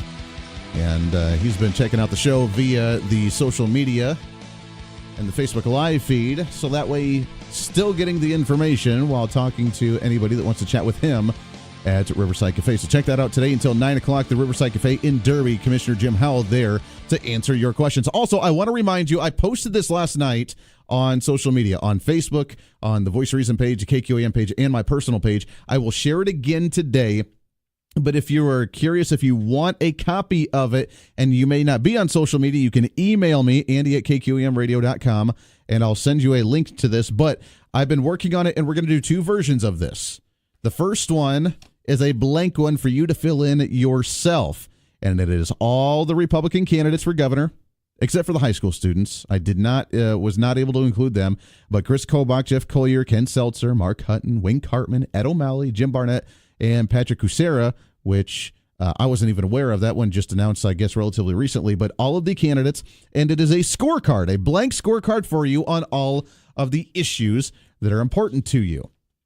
There's a different page for each issue, and that gives you an opportunity to write down notes about their platform, to ask them questions, or maybe write down a quote that they've said, to grade them, whether you want to grade them A, B, C, D, F, or whether you want to grade them with a 1 through 10 scale. I don't care. It's all up to you. It's a blank sheet, and it's everything from taxes, immigration, Medicaid, education, agriculture, Kansas industry, Second Amendment, transparency, any issue that's major in the state of Kansas right now, and we can update it as we go along. It's blank for you. It's version 1.0 now.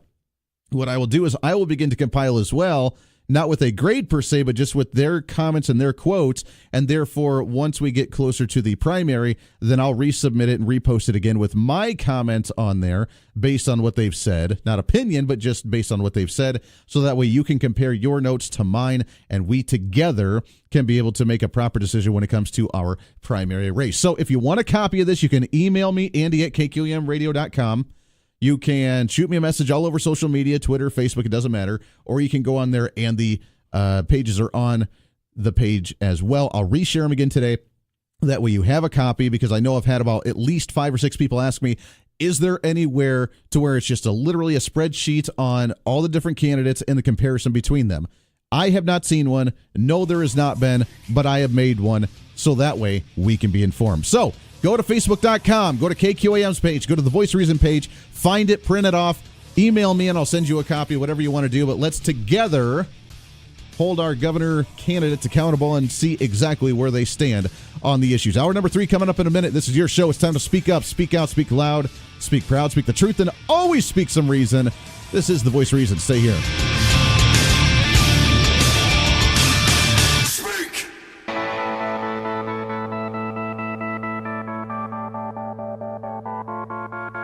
It's time for Reason. That's the priorities our government has set. We just talked about the state budget and where the money's going and how much taxes they want to increase on us. Now we're looking at the federal level and looking at a federal budget reform on what we can do to get our budget under control. And instead of worrying about where the money's going and what our tax rate's going to look like and what our spending's going to look like, we're too concerned with giving amnesty to illegal aliens. Notice the priority of the progressives. This is the Voice of Reason with Andy Hoosier. Then I'll get on my knees and pray. We don't get fooled again. Don't get fooled again. Oh, man, welcome into the Voice of Reason, hour number 3 of the Voice of Reason right here on the Big Talker, 1480 on the AM side, 102.5 on the FM side, KQAM.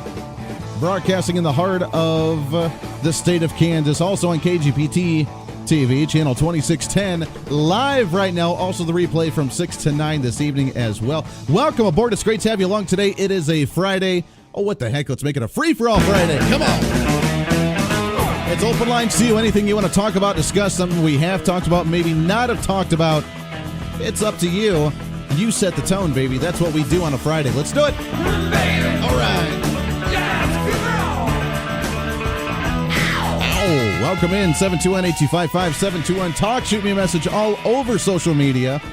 on the Voice of Reason page, the KQAM page on Facebook. The Facebook live feed's rolling as well today. The Twitter at Hoosier Reason. However you want to do it, you're more than welcome to chime in. We do have some calls on the line, but I want to get to first our guest for this hour. We got to get an update from the legislative session as week number 3 is just about in the books, all wrapped up. And from district number 99, we love having her on the program. It's State Representative Susan Humphries. Susan, good morning to you. How are you today? I'm well, Andy. Thank you for having me. Oh, it's great to get you on here. Week number 3, I cannot believe is already in the books, and a lot of fun shenanigans have been happening up there so far. How do you think it's, from your perspective, how has the legislative session been so far? Well, I would say it's been exceptionally busy with lots of people in and out of the Capitol this week. Ron Estes was there. It was local government day. It was school choice day, something all the time, but yet this morning, in session will be the first time that we've actually voted on any bills that have been passed out of committee that we'll be voting on as a whole. So slow in some ways, but really busy in others. Oh, well, as you're right. I mean, it has been slow legislative-wise with bills and legislation, but at the same time, I know that's going to ramp up very quickly. We're going to see some major issues. We have some serious things we really need to address before this is all said and done. I'm hoping, now we talked to State Representative J.R. Clays a few days ago, and he had mentioned that he's almost anticipating an extended session again this year until we figure out education finance, we figure out the Medicaid expansion, and where these things with the numbers and makeup that it may take us a while. You know, I'm always an optimist. I'm thinking, no, we can get this done, and I thought the same thing last year, and I'm new enough that I don't really have any idea. I hope we get to work, and I know we're waiting on the study that about school finance, and that's not coming until the middle of March, and that'll put us back a little bit. But I'm an optimist. I think we can do it. Well, I'm right there with you. I am always the eternal optimist. So we need to find a way, and we can make it happen. We'll be done early this year, so you guys can get the heck out of the area where the swamp is very smelly at times in Topeka. Okay, very good. There we go. I wanted to bring you on, especially because you and State Representative John Whitmer made a video that posted yesterday. You got a lot of great views, but you both sit on the committee and talk about this. But talk about what the video is about, some of the law enforcement that you've been working with, and civil asset forfeitures that I know has been kind of an issue that pops up every once in a while in the state. Yes. So John and I both sit on the Judiciary Committee, and what we did a little video. It was a little bit just spontaneous, and we like to do that because it gives people information. They can see what's really going on in real time. So after the committee meeting was over, it was an empty committee room. We talked back and forth about the bill that we had heard that day on civil asset forfeiture. We had heard 2 days of hearings last year and could not come to an agreement, and so we sent it over to the Judicial Council. They had a committee. They brought back their bill that we heard on Wednesday. Okay. And and so, you know, civil asset I'm assuming you've talked about it some on your show. I don't know, so I won't go into too much detail, but it's when someone's assets are seized, when law enforcement seems to believe that there's a reasonable cause to search, and then the assets are seized, and then eventually they go through forfeiture. And what we would like to see is that there needs to either be an arrest or a conviction before law enforcement is able to completely take those assets through forfeiture, and then the person loses them, basically. Sure. Well, let's get into that a little bit because it hasn't been a topic that I've talked about to any really a whole lot of extent on the show. So first off, what would be, according to law enforcement, what would be a justification to say, hey, you know what, we're going to go seize your assets and we're going to take it away? I mean, what starts that process? Well, an example could be a car driving through Kansas is stopped by state police, and they smell marijuana in the car. They might even bring the drug dogs out. And so if they find drugs or marijuana in the car, but they also find maybe $5,000 in cash, that's a reasonable cause to believe that cash like that isn't something normal people are carrying. So they will be able to they would, of course, seize the contraband. They would seize the money. They could even seize the car. It reminds me of the story that we saw around Christmas time where the 80-year-old grandparents driving from California to Vermont got stopped in Nebraska with 60 pounds of that marijuana really? for their Christmas gift. So I'm assuming, but then they got caught another 3 weeks later or so, again trying to transport it again. So I'm assuming that would be a proper cause for the civil asset forfeiture in that situation. Absolutely. So the laws right now, but as you mentioned, it's kind of up to them in order to decide on whether it's going to be taken away, and they're able to seize that information. You guys are working on trying to say, hey, if you're going to, let's have some standards, some quality, or at least some transparency on reporting on when you say you're going to do this, or what's the discussion right now? Exactly. So the first laws were passed in Kansas around 1994. And so the law enforcement is acting within the law. I want to make that clear. I have total respect for our law enforcement. They're acting within the law. But in cases where people have lost property and then maybe they were never arrested or, nothing ever came of it, they have had trouble getting those assets back. Sure. So we would like to see some things in place where they have protections. So there has to be some sort of arrest or conviction before those assets can be forfeited. Well, that would make sense. I mean, it's our private property, and unless there's a legit reason to do so, whether it's taken away initially or taken away later, I mean, if they come back clean in the end of it, there's got to be a way to retrieve that stuff. Yes, and there is a process they can go through now, but it's cumbersome. So what happened on Wednesday was the committee from the Judicial Council came back and said, this is our first step. The first step, we think there needs to be a central repository of information that'll be administered by the Kansas Bureau of Investigation. So every law enforcement agency in Kansas has to report when they seize or forfeit any property. Seize and forfeit, I should say. And so then we'll have data and information to know how much is this happening. What do we need to do to address this issue? But we would like to see it go even a little bit further. This is a good first step, and all the proponents said, yes, let's do it. But they said, don't let us just stop here. Let's keep going on this so that people's personal property is protected. Absolutely. It's a huge issue. Private property is always something that people hold very near and dear to themselves, and it's a great way to start working on that transparency. Now, they presented the bill, and what you guys mentioned in the video is that they presented something to you and didn't think that you guys thought that it didn't go quite far enough, correct? Right. So it sounds great. There's going to be this database information, but if they don't report, there's no consequences for not reporting. And it'll be an administrative issue for some of the law enforcement agencies. And will they report?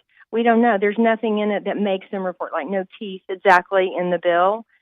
So I'd like to see some tweaks to that bill so that it has a little more teeth. Sure. Is there any more support that you're hearing outside? Is this a somewhat of one of the bigger issues that the other legislators are aware of and are thinking of that could get some traction this year? I don't. It seems like it's pretty well. I would say one thing. This issue is so interesting. It brings groups that are very at far ends of the political spectrum together. Sure. And I love issues like that because this isn't partisan. It's like it's about personal property, and so it brings folks together that normally wouldn't be on the same side. So in that regard, yes, we're hearing about it. Sure. But then there's so many other, the school funding, and now switch over the governor. There's so many other things going on that I don't know this is on the radar of most legislators. Well, hopefully it will be by the end of it. And you're right that it should be a bipartisan, nonpartisan thing altogether, just saying, hey, we want to protect your private property. But I don't know. I'm assuming as well that there are some pretty extreme progressives that don't value the idea of private property. So I don't know if they'd really take that up seriously as well either. Well, I don't, one of the biggest proponents of this bill is Gail Finney, who's from Wichita. Lovely woman. She's a Democrat. We don't agree on lots of things, but she is fighting hard Good. in this issue. And so and she's doing a wonderful job. Good. I love it. That's really encouraging to hear. We got just a couple minutes before we got to let you go. State Representative Susan Humphries, District number 99. But Wednesday evening was the big announcement of the vote in the U.S. Senate to confirm officially Governor Sam Brownback.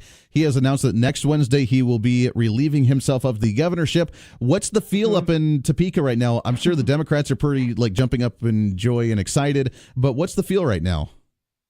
I think it's what you're saying. It's what we've heard all along. There are people who respect our governor immensely, and then folks that don't. And so some are happy that he's going to be gone, and then others of us are. I'm happy for him that he's going to have a job that fits his interests and talents and gifts so well. He's going to do a great job with that. Oh, absolutely. I think this position's really tailored for him because this is how passionate he is about the religious issue. So I'm really excited for him. Yes, for sure. That's good. The transition from him to Lieutenant Governor Collier, does it sound like it's going to be a pretty smooth transition? Well, I think they've had a lot of time to plan for it. So it should be a smooth transition. That's right. Good. Well, good. Yeah. Now, and that brings up the whole other issue because we were prepared for this potentially when we do look at the education funding issue or the Medicaid expansion issue. Now we were curious to see how Lieutenant Governor Collier is going to respond to these as opposed to Governor Sam Brownback. And for a lot of individuals, that's kind of unknown right now, isn't it? Totally. We don't have any idea. We're just going to have to wait and see. I mean, rumors abound in the Capitol like they do in most workplaces. And some people say he'll be a quote, Brownbacker. Other people say he'll distance himself from the governor. We don't know. We need to give him a chance and see what he's going to do. Absolutely. I couldn't agree with you more there. State Representative Susan Humphries, District number 99. Keep up the good fight, Susan. I know you guys feel sometimes that you're in the minority and that people are coming down on you pretty harsh, but I'm already, just while we're talking, I've had 3 different messages on social media saying that they strongly support you, that they are in your district and they love you. So you're doing some great work and keep up the good job. Thank you. That's so encouraging. I appreciate that so much. Absolutely, Susan. We'll get you back on the show again real soon, okay? Okay. Sounds great, Andy. Have a good day. Perfect. Thank you very much, Susan Humphries, State Representative, right there. 20 minutes past the hour. We'll get your thoughts and calls when we come back. It's open line to you for the rest of the show. This is The Voice of Reason. Stay here.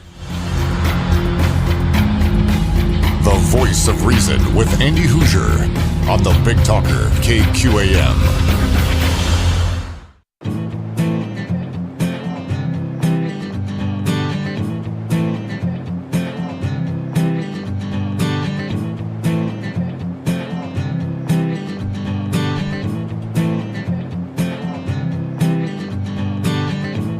Welcome back into the Voice of Reason. Great to have you along today on a Friday morning, 25 minutes past the hour. It's a free-for-all Friday. Whatever's on your mind, troubling you, bothering you, you can talk about it. 316-721-8255, 721-TALK. And get your input on any of this. Thanks again to State Representative Susan Humphries for joining the show. We love chatting with her, as we do with all of them. There's a few that we haven't gotten on the show in a while, and we need to get them back on. There's so many in our area that we want to try and get as many of the state legislators on as we possibly can to talk about these issues and get everybody's opinion. On Monday, we're going to be talking with, and it's been a while since we've chatted with him too, David Losey.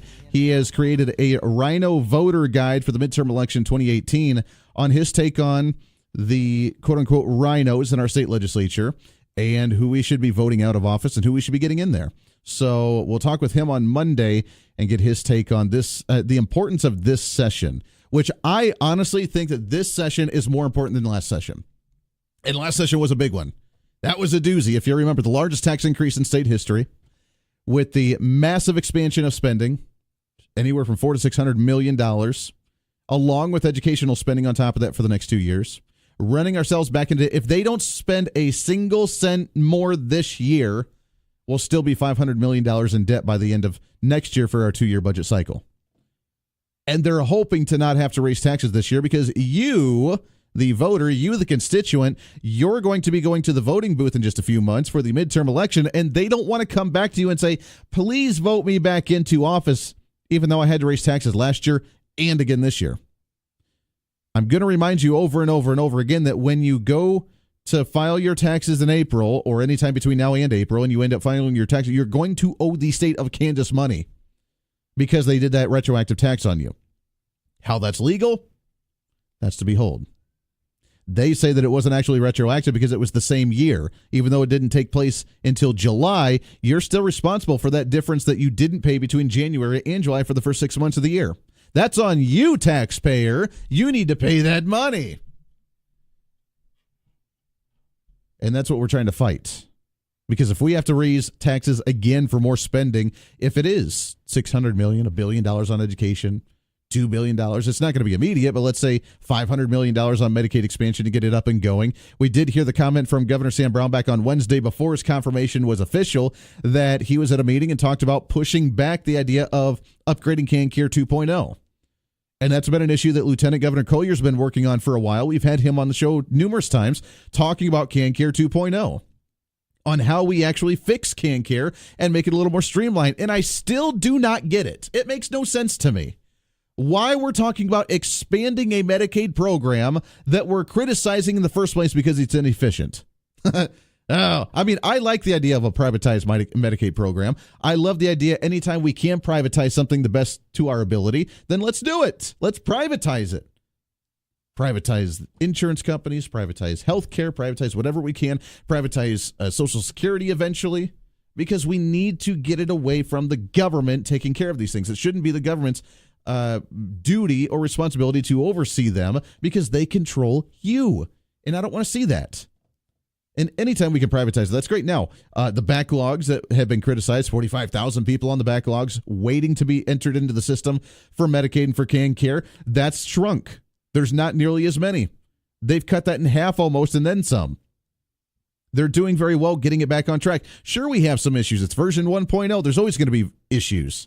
You look at the issues, you figure out how to fix the issues, and you fix them. That's why we have CanCare 2.0. But it's going to cost some money, and that's the statement that Governor Brownback made on Wednesday, saying that we should hold off on actually making CanCare better, making the Medicaid program better, because all the money that we're going to be spending needs to be going towards education. Needs to be going towards the education spending, and that if we're going to do CanCare 2.0, then it needs to be net neutral.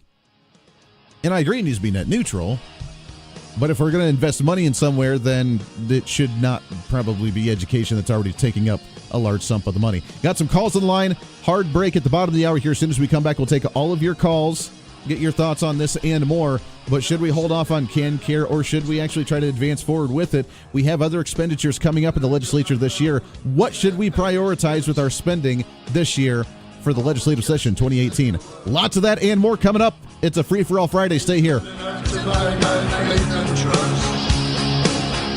make that face or won't be pleased. Don't make a sideshow of yourself.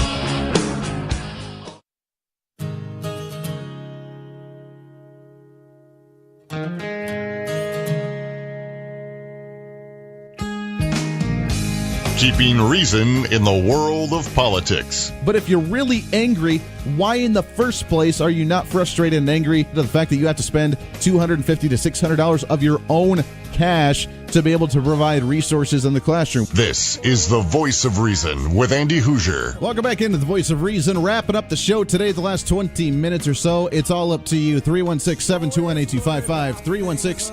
316-721-TALK. If you want to join in, you're more than welcome to do so. We've had some fun today. Thanks again to Greg Orman, independent governor's candidate for Swinging in Studio. Thanks again to State Representative Susan Humphries for joining the show and giving us a legislative update.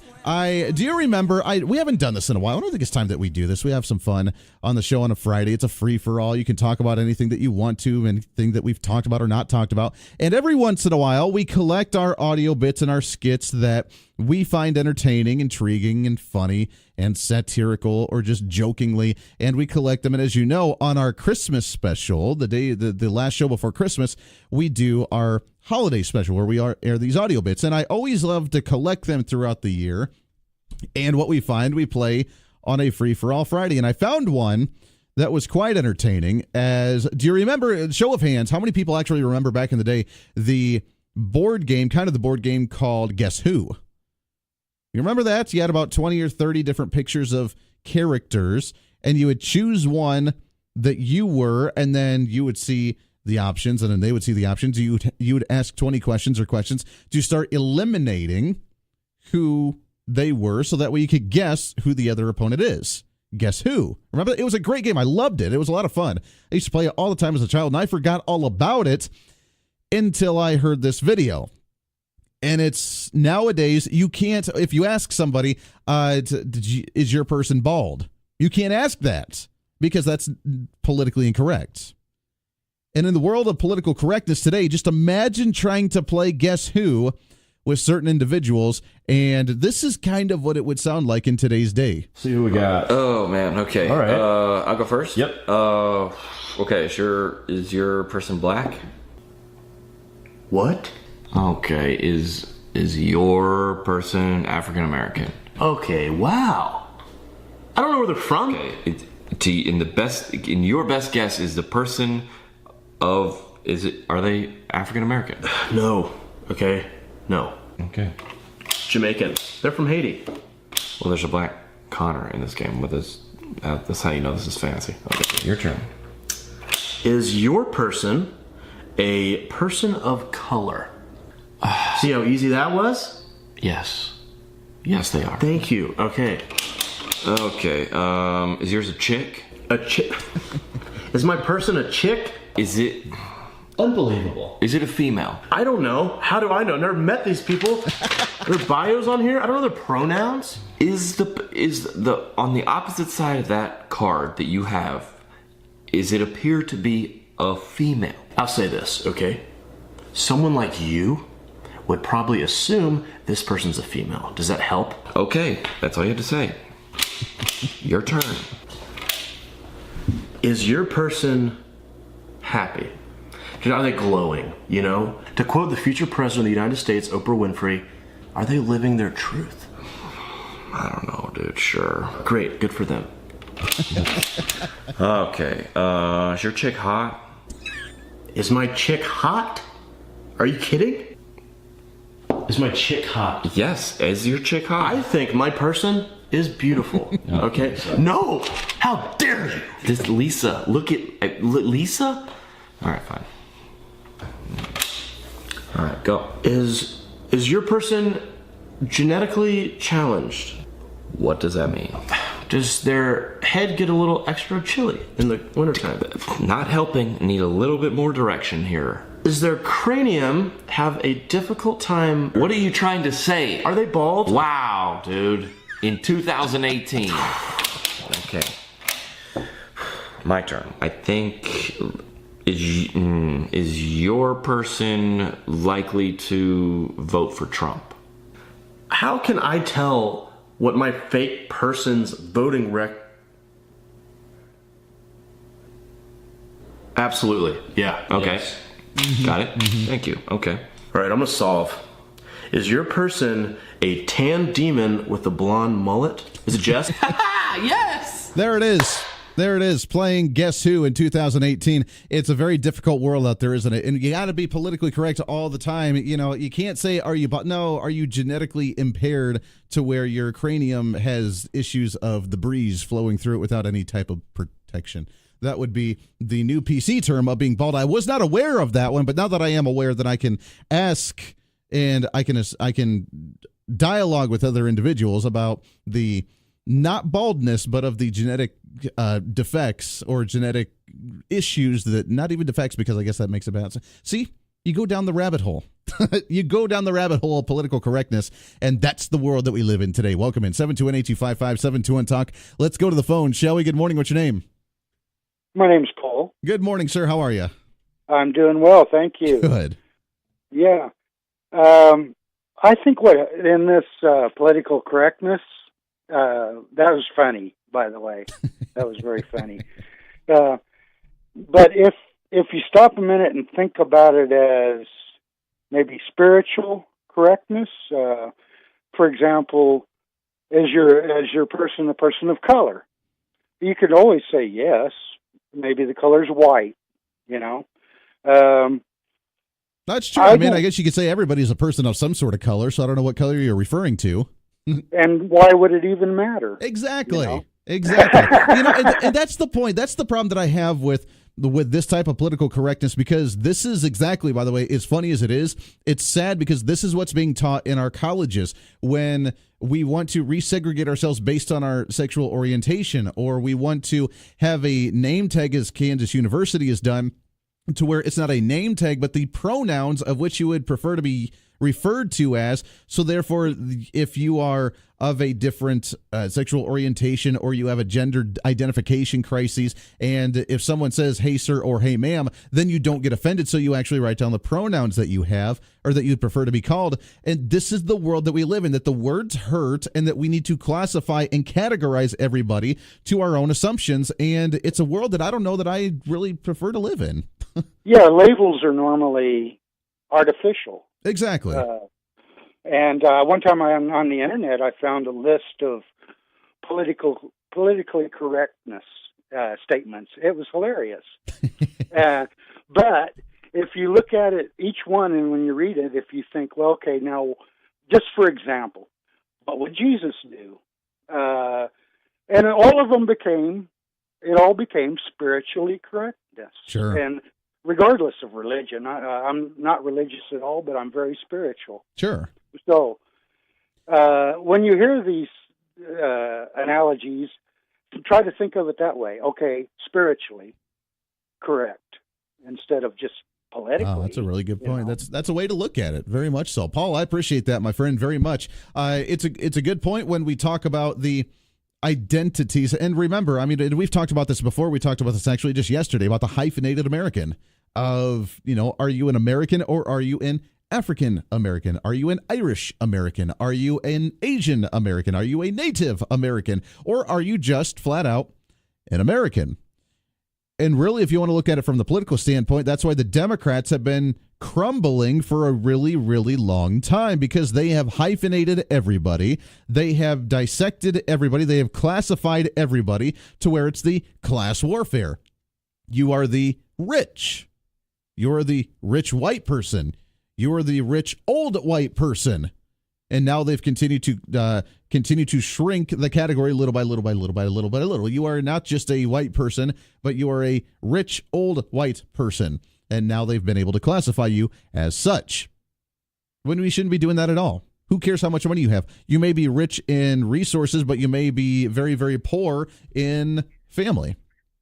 You have an opportunity to make your life how it is. You may be broke. You may be going through a bankruptcy, but yet you may be very rich in love and in family and in everything else that makes you happy, and that's all that matters. And if that makes you happy, or you may love your career, or you may hate your career, who cares? But because the progressives want to continue to classify, marginalize, and be able to dismiss you as, nobody listen to this individual over here. He is a rich, white, old person. Don't listen to him. Because automatically right there, you're an evil conservative wanting to rule everybody else's life. You are a member of the LGBTQ community, which means either you have a different sexual preference, and therefore everybody should know about it. You shouldn't be judged on it, because we don't want people to judge you on that and discriminate against you, but everybody should know about it, right? You don't identify as a male or a female. You identify as something else. And we shouldn't judge you on that, right? We shouldn't discriminate you on that, because we have the right to say that we can be whatever we want to be, but everybody should know about it. And that's the big issue that we're up against today. The political correctness of 2018 bothers me drastically, and I really, really do feel bad about the young generation coming up trying to learn what's right, what's not okay, and how we should not judge them on it, but we should be aware of that, and we should encourage them to be different and know about it, but we shouldn't judge them on it. It doesn't make any sense to me. Let's go back to the phone, shall we? 721-8255. Good morning. What's your name? Scott. Scott, what's going on, sir? Well, I think government should control government-started things, and business should control business-started things. And I don't want any Wall Street speculators running my Social Security, and I don't want any government control of manufacturing guns. I think business does a good job of doing that. Sure. So each to their own. They have things that business start, let them control that or run it, rather. And state or government should run the things that they started, because they're the ones who have the experiences in each of those fields. Well, that's a good point, and I would go back to the traditionalism of what government has started, which government did not start education. We learned on our own. We read books. We had classrooms without the government giving us a Department of Education. They do not need to have an environmental protection agency because they did not start environmentalism in any way, shape, or form. They merely began to regulate it and try to control it. They did not start energy, therefore they should not be having a Department of Energy because we don't need to. I mean, I agree with you. We go down and down and down and down the road. We did not start taking care of our neighbor by creating a government social program to say we're going to steal your money and then give it to somebody else as redistribution. In that sense, whether it is Social Security, whether it is a social program. I mean, really, traditionally, that if we want to take care of our neighbor, then that's our prerogative as our community to take care of our neighbor, not the government to do it for us. Yeah, well, you're not going to get rid of Social Security because there's too many people invested in it. And so, like I said, since the government started, they should be the ones running it because Wall Street speculators, all they're going to do is find a way to bust it out and run away with all the profit, and then, everybody's going to be stuck. I can see that. No, I mean, I don't like the idea of having Social Security being a government program as well. And Scott, I appreciate it. I want to take another phone call here in a second. I would say that here's my opinion on Social Security, just as a 1-minute brief on a discussion that we could probably do for an entire hour. But my opinion on Social Security is that we begin to slowly privatize it, because right now when you pay into Social Security, you're not paying into it as what you put in as your own little bank account, and then when you get out and you retire at the end of your work days, 60 years later, 40 years later, whatever, you have your pot of money sitting there that you've actually contributed to, and that way you can live off it. That's not how it works. When you pay into it, you're paying for the individuals that are on it right now, and that's something that we need to address. I think that the young generation, before they start contributing into it, we start transitioning individuals into a private program.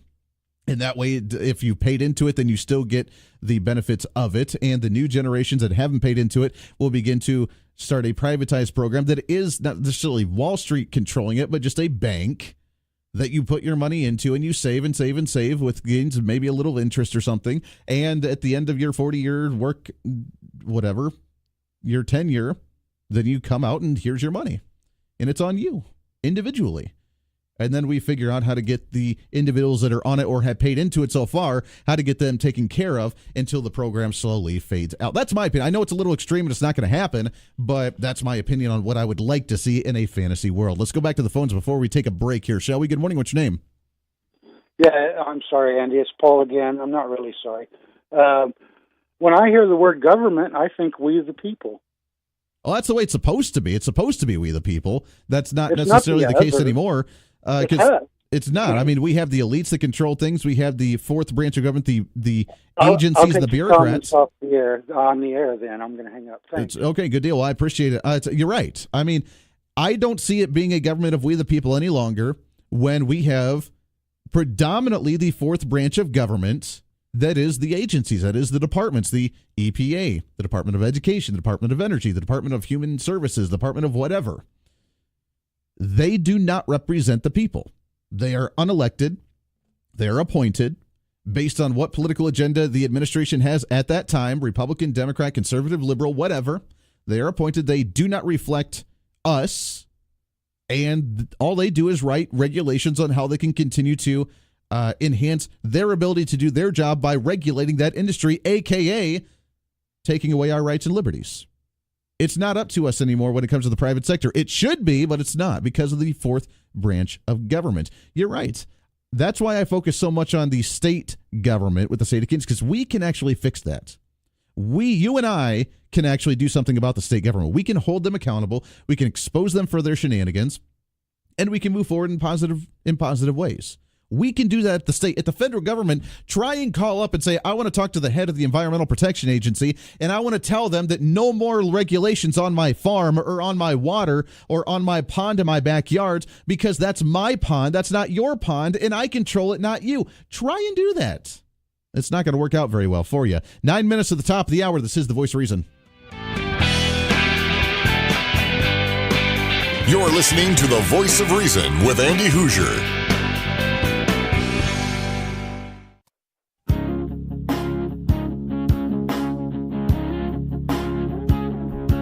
Welcome back into the Voice of Reason, wrapping up the show. Just a few minutes left. Can you believe the show goes by way too fast? We appreciate everybody tuning in throughout the day, throughout the morning here on KQAM, along with KGPT TV, channel 2610. Remember, if you missed the show or you want to watch it again for any reason, any of the information that we get, you can watch the rerun tonight from 6 to 9 at night on KGPT as well, because hey, you know what, we're just that awesome. We get to run twice in the day, in your morning and in the evening. As it is usual, it's a Friday, which means it's a free-for-all Friday and a fried chicken Friday, brought to you by the Inman Harvest Cafe, 112 South Main Street in downtown Inman. They have their buffet from 11 to 1 today for the lunch. They have their big buffet tonight from 5 to 8 o'clock with that free slice of pie and all the other goodies that's along with it. Katie, good morning to you. Happy Fried Chicken Friday.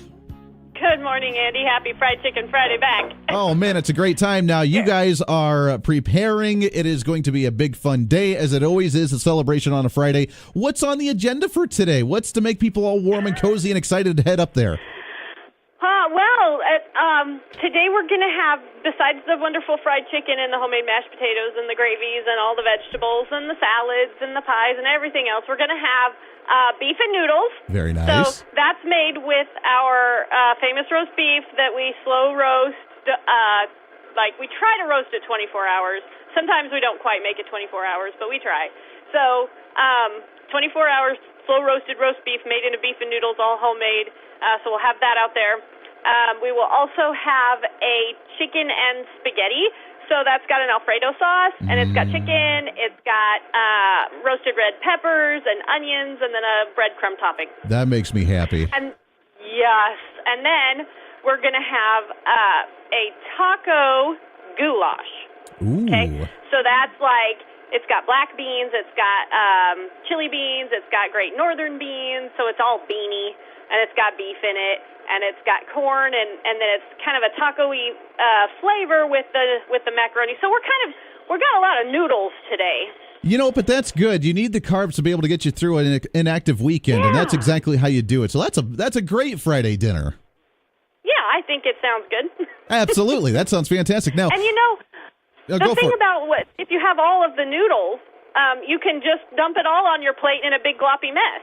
See, now that would be probably my style right there. Is you get the little bit of the Alfredo stuff, you get the spaghetti stuff, and then you just pile it all together and just eat it, and it's a great thing. Yeah, Along that's with how I adding like to eat. Put some cheese on it. Yeah, and then add a piece of fried chicken on top. Yeah. Yes, I Sounds love great. it. Now, along with tonight from 5 to 8 o'clock with the buffet, you had the free slice of pie that people get to enjoy as well, so you got to snag that as soon as you get there. What's on the lineup for the pies tonight? Today's pies are bumbleberry, custard, peanut butter, coconut meringue. We'll have a chocolate. We'll also have a banana split and possibly a lemon meringue, but I'm not going to make any promises because it just really depends on how my day goes. Exactly. Well, you know what? You mentioned that bumbleberry. I am still dying to try that bumbleberry pie. One of these days, I'm going to get back up there and try that. It is my favorite, I think. That makes me very happy. I love it. It's the Inman Harvest Cafe tonight, 112 South Main Street, just north of Hutchinson in Inman, 620-585-6925. Katie, you guys enjoy a fantastic Fried Chicken Friday today. It's going to be a great one, and we'll check in with you again next week.